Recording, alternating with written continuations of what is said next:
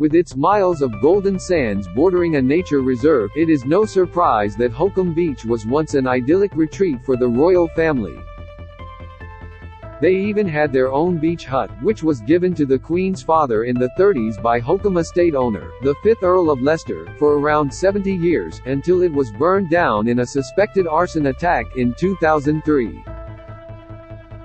The Norfolk Estate is well known all over the country for its stunning beach. It's one of the most unspoiled stretches of sand in the UK, and from the bay, visitors can enjoy the panoramic views of the sweeping cove. For decades, the royals escaped to Holkham Bay, but in recent years, it has fallen out of favor with the family, not least because of the increasing popularity of the designated naturist area at the western end of it. However, according to a royal author, some members of the royal family were not as put off by the nudist community. Gareth Russell, author of the new book, Do Let's Have Another Drink, The Singular Wit and Double Measures of Queen Elizabeth the Queen Mother, was a guest on this week's episode of the Today for Daily podcast. The historian discussed his new book, which delves into the fun parts of the Queen Mother's life through 101 biographical vignettes, one for each year of her long, remarkable life. A particularly humorous anecdote, which the podcast's host Kinsey Schofield pointed out, detailed the moment the Queen Mother, formerly Queen Elizabeth, found out about Holkham Beach's designated nudist area. Read more. Camilla behind Kate and William's split after deeming her not worthy, claims Camilla and Dame Judi disappeared to the nudist area of the beach. Image, Getty Images. Holkham Beach is known for its long stretch of golden sand. Image, Getty. Camilla may need to perform new gesture as queen, but Kate already does it perfectly. Camilla was fully endorsed by Queen Elizabeth II to become queen consort when Prince Charles became king. Now body language expert Judy James has told Express.co.uk about Camilla's habits as a duchess and how she may need to amend them for her new, queenly status. Read more here. Mr. Russell said, there was a nudist beach near a spot that the Queen Mother used to go to, in Norfolk. Her security used to tell her, don't go too far up the beach, it's a nudist beach. And the Queen Mother said, well, that's not embarrassing.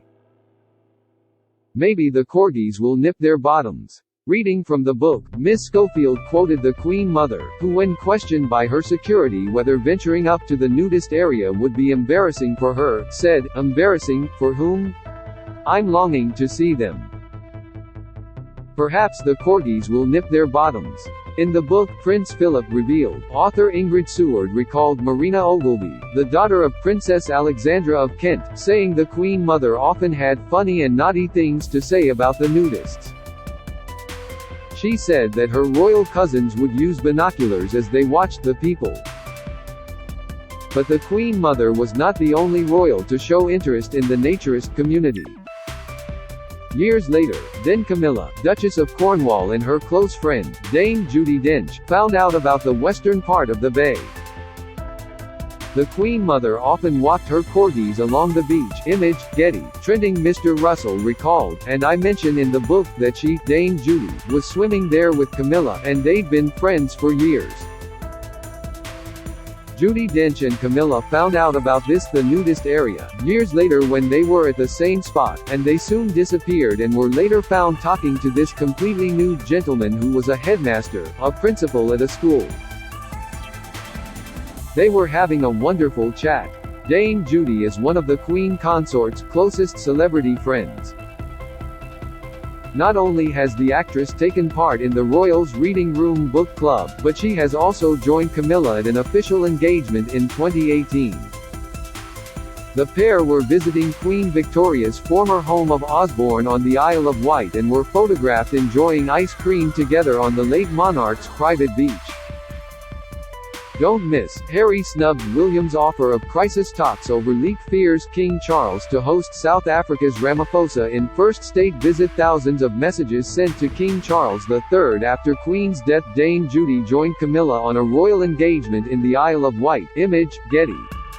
Dame Judi has recently spoken out in defense of the royal family amid growing concerns surrounding the upcoming season of The Crown, which is expected to focus heavily on the breakdown of King Charles III and Diana, Princess of Wales's marriage and the affair between the then prince and his long-term friend Camilla Shan.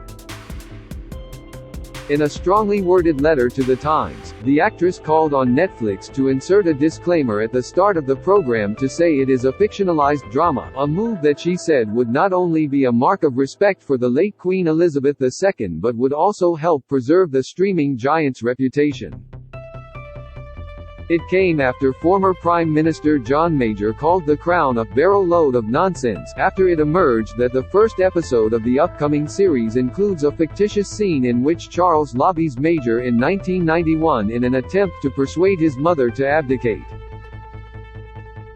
Dame Judi said Major was not alone in thinking that the Netflix show will present an inaccurate and hurtful account of history. She wrote, "The closer the drama comes to our present times, the more freely it seems willing to blur the lines between historical accuracy and crude sensationalism. The danger, she believes, is that viewers, particularly those overseas, could take its version of history as being wholly true." The Crown is coming back for its 5th season on November 9. Image, Getty. She continued, given some of the wounding suggestions apparently contained in the new series, that King Charles plotted for his mother to abdicate, for example, or once suggested his mother's parenting was so deficient that she might have deserved a jail sentence, this is both cruelly unjust to the individuals and damaging to the institution they represent. No one is a greater believer in artistic freedom than I, but this cannot go unchallenged. Despite this week stating publicly that The Crown has always been a fictionalized drama, the program makers have resisted all calls for them to carry a disclaimer at the start of each episode.